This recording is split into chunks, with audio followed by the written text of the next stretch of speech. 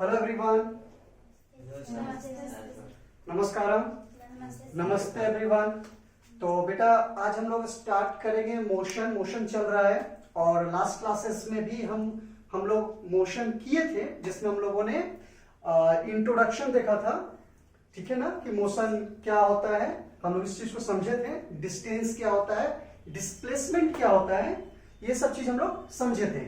आज भी हम लोग कुछ नए नए टर्म को समझेंगे, ठीक है।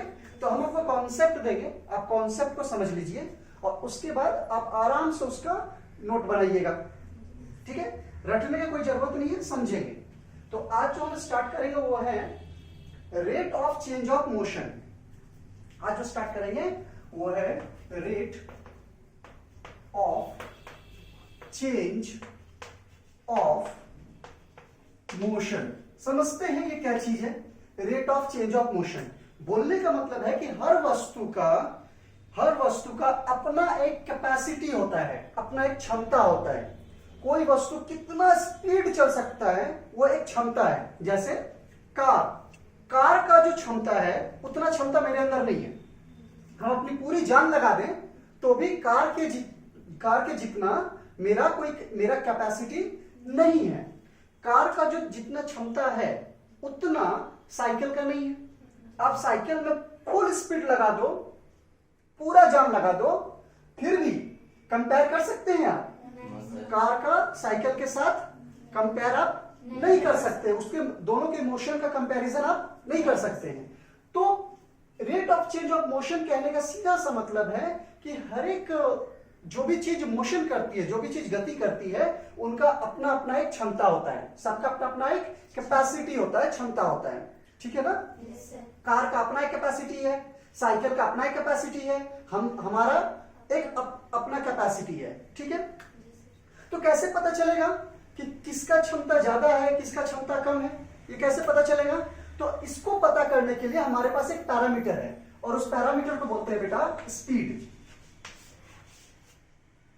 ठीक है। स्पीड के जरिए हम मालूम कर सकते हैं कि किसकी क्षमता ज्यादा है, किसकी क्षमता कम है, स्पीड के जरिए। तो स्पीड एक पैरामीटर है, एक स्केल है, क्या मापने के लिए?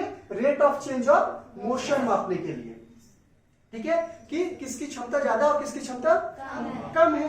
स्पीड किस चीज पर डिस्टेंस करेगी? अगर हमको स्पीड मापना हो तो स्पीड मापने के लिए कौन सा पैरामीटर है? तो फिर दो पैरामीटर और आएगा, वो आएगा एक डिस्टेंस और दूसरा आएगा टाइम। एक आएगा डिस्टेंस और दूसरा आएगा टाइम। बोलने का मतलब है कि अगर एक मान लीजिए एक साइकिल, सपोज मान लो कि एक साइकिल ए पॉइंट से जाती है बी पॉइंट, एक साइकिल ए पॉइंट से जाती है बी पॉइंट। सपोज मानते हैं कि ये जो डिस्टेंस है वो 5 किलोमीटर है, ठीक है, और इस 5 किलोमीटर डिस्टेंस को कवर करने के लिए साइकिल को लगा 10 मिनट, ऐसा मान लेते हैं। एक पॉइंट है ए, दूसरा पॉइंट है बी, एक साइकिल ए पॉइंट से चलती है बी पॉइंट तक। इस डिस्टेंस को कवर करने के लिए एक साइकिल को टाइम लगता है 10 मिनट, ठीक। ए पॉइंट से एक कार चलना स्टार्ट होती है, वो कार बी पॉइंट तक जाती है, डिस्टेंस सेम है 5 किलोमीटर, टाइम लगता है 2 मिनट, ठीक है। तो ये जो डेटा है, इससे क्या मालूम चला? इससे ये मालूम चला कि सेम डिस्टेंस को कवर करने में कार को बहुत कम समय लग रहा है, उसी डिस्टेंस को कवर करने में साइकिल को ज्यादा समय लग रहा है। दैट मीन्स कार का स्पीड साइकिल के स्पीड से ज्यादा है। आ रहा है समझ में बात?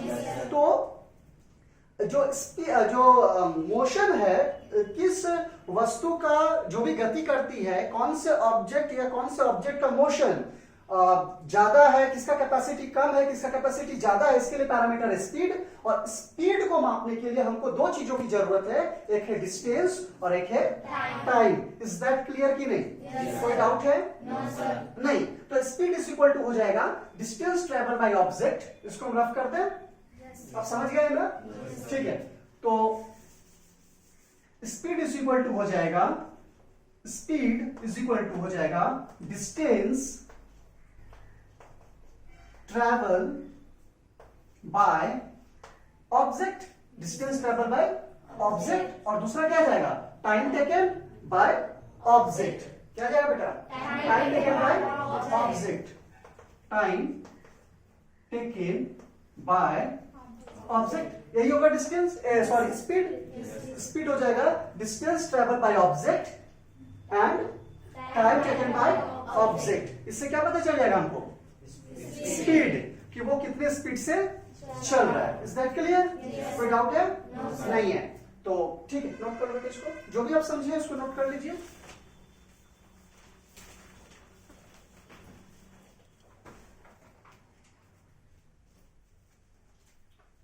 ठीक है, डन। जितने भी टर्म्स आएंगे उनको आप अंडरलाइन करते जाइएगा, जिससे आपको समझ में आए। फिजिक्स में क्या है, फिजिक्स में बहुत सारे टर्म्स हैं। तो अभी तक हम लोग क्या समझे कि rate of change, rate of motion को जज करने के लिए हमारे पास एक क्वांटिटी है जिसका नाम है स्पीड, ठीक है। और स्पीड को जज करने के लिए, मेजर करने के लिए, स्पीड को मापने के लिए हमारे पास है डिस्टेंस और टाइम, ठीक है। तो हम लोग स्पीड को देख लिए, तो SI unit of speed, SI unit of speed is equal to metre per second. ये एसआई यूनिट ऑफ स्पीड है कि मीटर पर सेकेंड, कहीं कहीं पर किलोमीटर पर आवर होता है, किलोमीटर पर आवर, उसके बाद माइल्स पर आवर। अगर आप बाइक देखें, बाइक में होता है स्पीडोमीटर, देखें गोल, एक कांटा लगा हुआ रहता है, दैट इज कॉल्ड स्पीडोमीटर, ठीक है, जो उस बाइक की स्पीड को बताता है कि वो इतना डिस्टेंस कवर कर रहा है इतने टाइम टेकन में, उसका एक स्पीडोमीटर लगा होता है। उस स्पीडोमीटर में देखिएगा या तो किलोमीटर पर आवर होगा या तो माइल्स पर आवर होगा, ठीक है, दो चीज में से एक चीज लिखा हुआ रहेगा। दूसरी बात कि जो हम लोग बाइक चलाते हैं या जो व्हीकल्स चलती है, क्या वो यूनिफॉर्म मोशन में चलती है? यूनिफॉर्म मोशन मतलब हाँ, बिल्कुल, मतलब टाइम सेम रहेगा, जो डिफरेंस रहेगा टाइम का वो सेम होगा और डिस्टेंस भी सेम होगा। 5 मिनट में अगर 1 किलोमीटर की दूरी तय कर रही है तो नेक्स्ट 5 मिनट में फिर 1 किलोमीटर, नेक्स्ट 5 मिनट में फिर 1 kilometre, that is uniform motion. लेकिन बीच बीच में क्या होता है, बीच बीच में वो लेकिन हम लोग जो बाइक चलाते हैं वो कैसा होता है कि अभी एक स्पीड में जा रहे हैं, अचानक कुछ बैरियर आया, हम स्पीड को कम किए, धीरे किए, फिर स्पीड बढ़ाए, फिर कुछ आ गया, फिर स्पीड कम किए, फिर स्पीड बढ़ा दिए। इसको क्या बोलते हैं? इसको बोलते हैं नॉन यूनिफॉर्म मोशन, क्योंकि यूनिफॉर्म मोशन में चलाना संभव नहीं है, पॉसिबल नहीं है। अगर आप घर से ये सोचकर चले कि आज हम एकदम इस टाइम पे इतना किलोमीटर चलेंगे और इसी को मेंटेन करते हुए चलेंगे, पॉसिबल है? पॉसिबल नहीं है, ठीक है ना। तो हम लोग जो गाड़ियां चलती हैं वो किस फॉर्म में चलती है? नॉन यूनिफॉर्म मोशन में चलती हैं, ठीक है। तो नॉन यूनिफॉर्म मोशन में जो स्पीड आता है वो आता है बेटा एवरेज स्पीड। क्या आता है? चीज समझ में आ रहा है? अगर यूनिफॉर्म मोशन में गाड़ियां चल रही है, सॉरी हाँ, यूनिफॉर्म मोशन में गाड़ियां चल रही है तो हमारा स्पीड आ जाएगा। नॉन यूनिफॉर्म मोशन में अगर गाड़ियां चल रही है तो हमारा जाएगा एवरेज स्पीड। तो हम निकालेंगे क्या बेटा? Average speed. समझ में आ रहा है? तो average speed is equal to भी सेम होगा कि total distance travel by the object and total time taken by the object. चीज वही रहेगा लेकिन एक टर्म चेंज हो जाएगा। क्या? Average speed. तो समझ में आ रहा है? कहीं कहीं पर एवरेज स्पीड लिखा हुआ मिलेगा, कहीं कहीं पर स्पीड लिखा हुआ मिलेगा, तो हड़बड़ाएंगे नहीं यार। कहानी समझ में आ रहा है ना? ठीक है, तो इसमें कुछ नोट करना है तो कर लो। इतने दूर में अगर आपको कुछ नोट करना हो, एक चीज और पॉइंट नोट कर लेना, स्पीड के लिए डायरेक्शन की जरूरत है। मान लो हमको 50 किलोमीटर पर आवर की स्पीड से गाड़ी चलाना है, या फिर 50 किलोमीटर पर आवर की स्पीड से हम गाड़ी चला रहे हैं, तो इसमें डायरेक्शन क्या चाहिए? कोई डायरेक्शन की जरूरत नहीं है। या फिर अगर हम बोले कि एक आदमी 50 किलोमीटर प्रति घंटा की स्पीड से अपनी कार को चला रहा है, इस सेंटेंस को सुनने के बाद पता चल रहा है कि वो आदमी किस डायरेक्शन पे जा रहा है?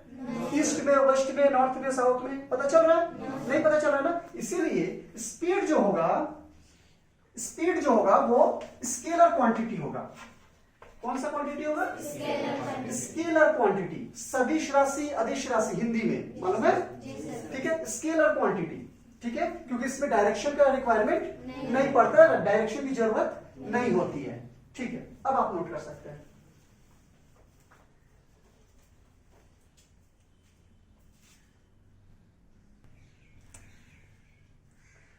ओके, तो हम लोग देख लिए स्पीड। स्पीड एक स्केलर क्वांटिटी है ना?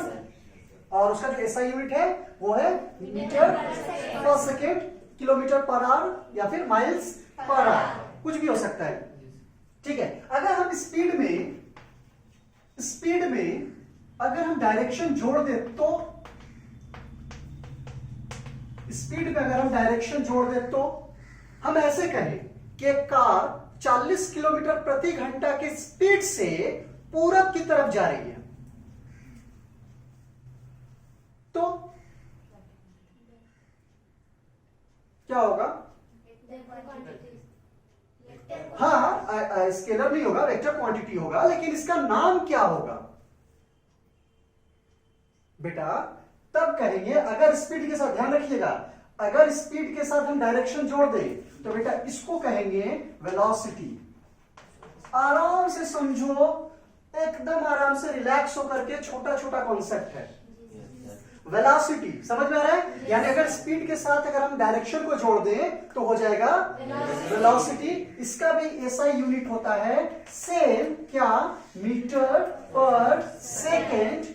और इसका भी फॉर्मूला वही होगा, वेलोसिटी इज इक्वल टू कि distance covered bye the object by time taken. वही चीज है, क्योंकि आखिर ये भी तो डिस्टेंस कवर कर रहा है ना।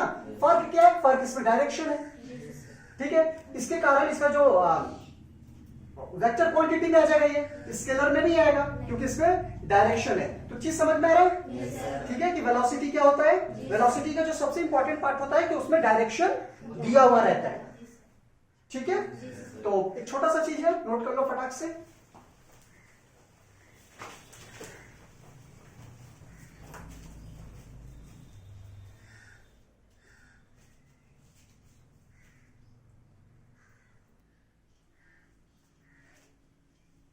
ठीक है, तो वेलोसिटी हम लोग समझ गए, वेलोसिटी का कॉन्सेप्ट। तो एक्चुअली हम लोग इस्तेमाल क्या करेंगे? हम लोग जो टर्म इस्तेमाल करेंगे वो है एवरेज वेलोसिटी। क्यों एवरेज वेलोसिटी क्यों इस्तेमाल करेंगे?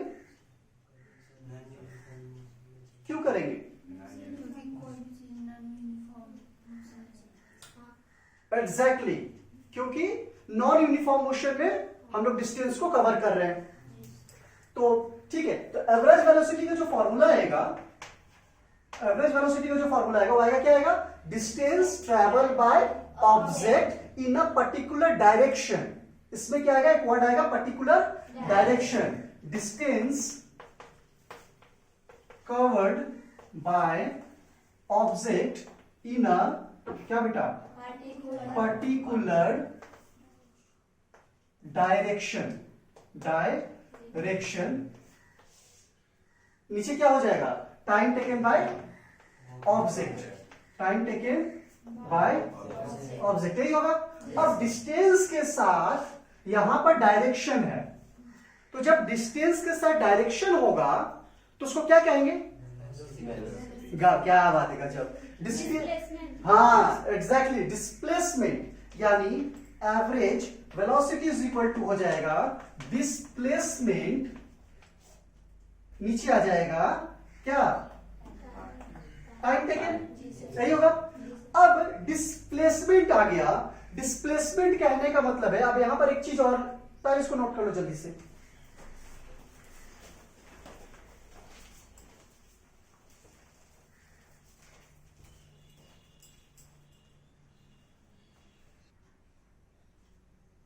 ठीक है, तो average velocity is equal to हो गया डिस्प्लेसमेंट बाय टाइम टेकन। अब average velocity is equal to एक और चीज होता है, एवरेज वेलोसिटी की अगर बात करें कि अरिथमेटिक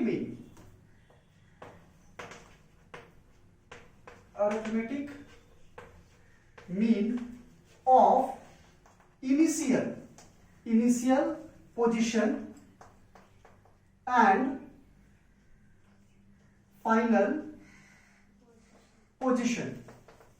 अरिथमेटिक मीन होता है, arithmetic mean is equal to average velocity is equal to arithmetic mean of initial position and final position, नीचे आ जाएगा टाइम टेकन।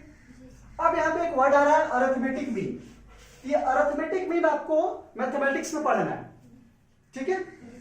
इसमें क्या होता है, मान लीजिए कोई पॉइंट है ए, ये पॉइंट है बी, यहां से यहां तक का डिस्टेंस का बात हो रहा है, ठीक है। तो ये जो ए है ये इनिशियल पोजीशन होगा और ये जो बी है वो फाइनल पोजीशन होगा, ठीक है।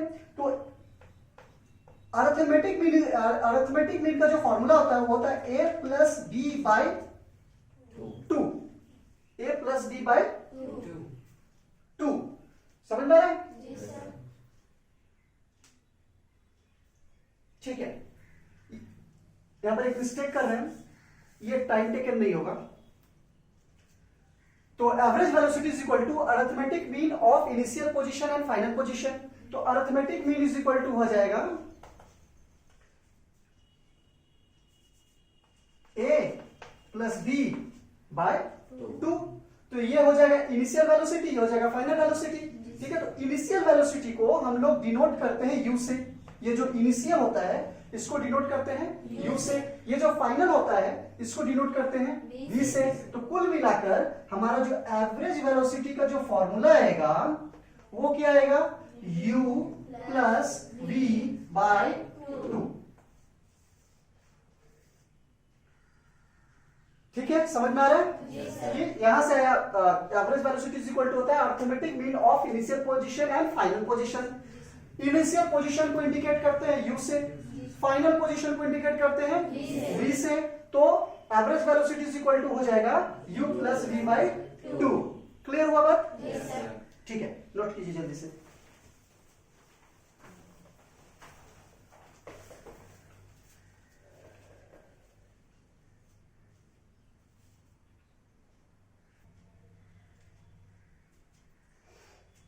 ठीक है, तो अभी तक हम लोगों ने देखा कि एवरेज वेलोसिटी क्या होता है, ठीक है। और average velocity is equal to होता है displacement by time taken.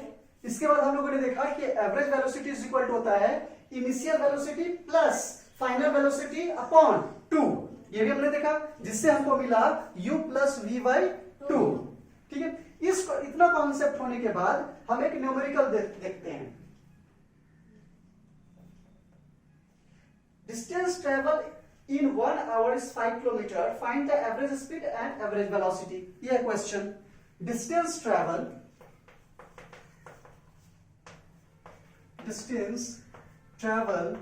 in 1 hour is 5 kilometer. Find करना है दो चीज, average speed और average velocity। बताइए। Distance travel in 1 hour is 5 kilometer. तो find average speed and average velocity.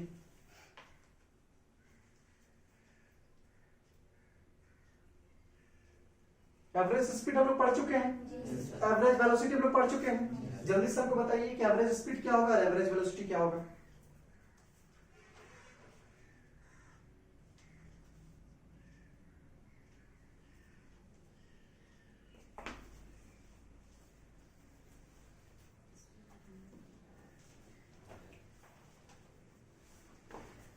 कलम उठाने का जरूरत ही नहीं है, बस आपको मालूम होना चाहिए average speed is equal to होता क्या है। क्या होता है average speed is equal to? Clear है ना? Distance travel by time taken. ठीक है, तो डिस्टेंस ट्रेवल कितना है इसमें, टाइम टेकन कितना है इसमें, तो distance travel by time taken हो तो गया, यही होगा ना, 5 किलोमीटर पर आवर। क्योंकि आपका जो टाइम टेकन ले रहा है वो आवर में ले रहा है, तो 5 किलोमीटर पर आवर। ये हो जाएगा एवरेज स्पीड। एवरेज वेलोसिटी क्या हो जाएगा?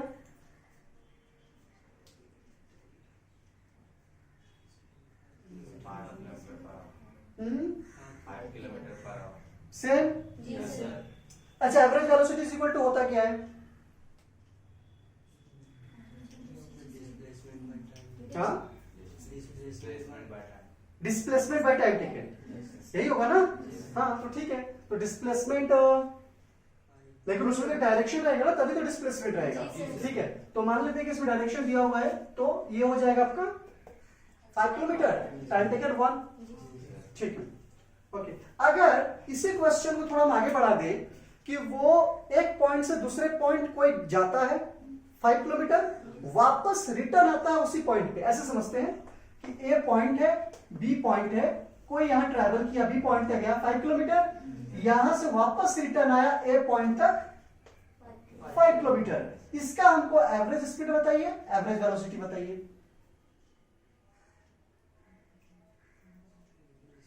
Speed 10 kilometre. हाँ, 5 kilometre per our. Average speed क्या होगा पहले? 5 किलोमीटर पर आवर। 5 किलोमीटर कैसे होगा? सर, देखो, 5 एक मिनट रुको बेटा। कौन उधर से?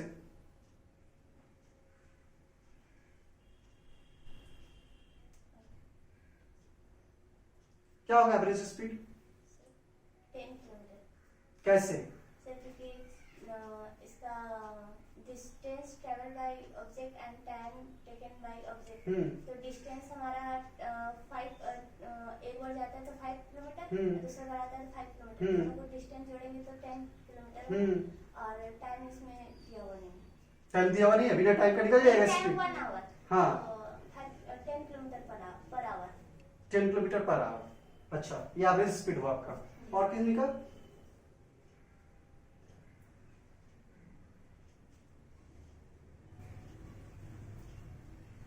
फॉर्मूला है आपके पास, Yes, sir. पुट कर सकते हैं, तो बताओ ना बेटा।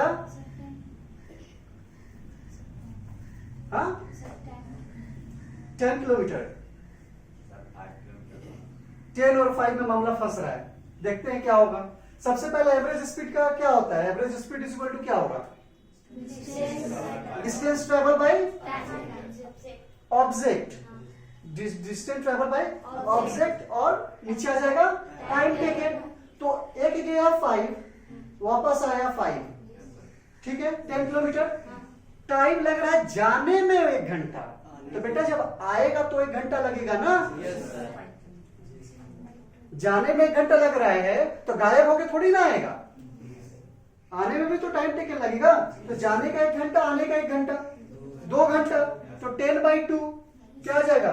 5 किलोमीटर। तो उसका एवरेज स्पीड होगा 5 किलोमीटर पर आवर। ठीक है, एवरेज वेलोसिटी बताइए। Sir, 0 kilometre.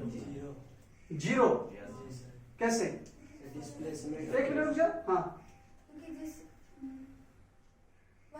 वह इनिशियल पॉइंट से फाइनल पोजीशन तक गया, फिर वहीं से फिर इनिशियल पॉइंट पे आया, तो वो जहाँ से गया वहीं पे दोबारा, इसलिए फाइनल पोजीशन उसका 0 होगा। इसलिए उसका जो डिस्प्लेसमेंट होगा वो 0 होगा, है ना? डिस्प्लेसमेंट 0 होगा। टाइम टेकन तो होगा 2 आवर, जाने में 1 आवर, आने में 1 आवर, तो 2 आवर। लेकिन 0/2 इज इक्वल टू 0। तो इसका जो एवरेज वेलोसिटी होगा वो क्या हो जाएगा? 0। ठीक है, आज समझ में आ रहा है बात? कोई डाउट तो नहीं है? चलो ठीक है।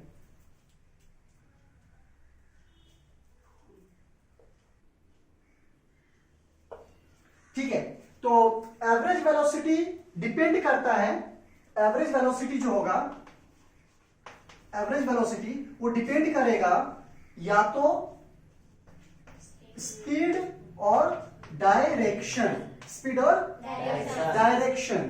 तो यहां पर देखिए, अगर कोई कार किसी सर्कुलर पाथ में चल रही है लगातार, तो स्पीड कांस्टेंट होगा या नहीं, या वेलोसिटी कांस्टेंट होगा कि नहीं? बताओ, स्पीड और वेलोसिटी बताना है। कोई कार जो है वो सर्कुलर पाथ में लगातार घूम रही है, तो संभावना क्या है? स्पीड और वेलोसिटी में क्या संभावना है? दोनों कांस्टेंट हो सकता है? दोनों कांस्टेंट होगा? जी सर। कितने लोग कह रहे हैं दोनों कांस्टेंट होगा?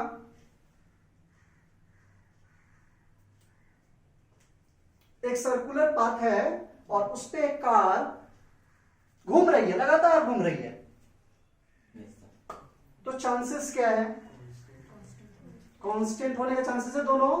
नहीं, स्पीड कांस्टेंट होगा क्योंकि वो लगातार घूम रही है, तो संभावना है कि वो एक ही स्पीड में लगातार घूम रही होगी, ठीक है।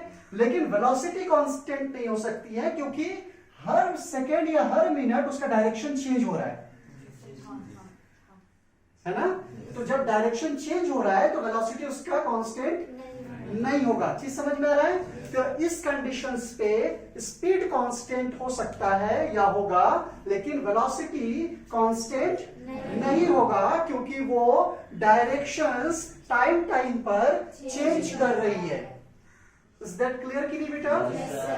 ठीक है, तो ये था आज का हमारा मोशन का एक टर्म, एक क्लास जिसमें हम लोग बहुत सारे टर्म को समझे। नेक्स्ट क्लास में फिर हम लोग मोशन को आगे बढ़ाएंगे, ठीक है। तो जब भी आप क्लास में आएंगे तो पिछले वाले चीजों को पढ़ कर आएंगे, ठीक है।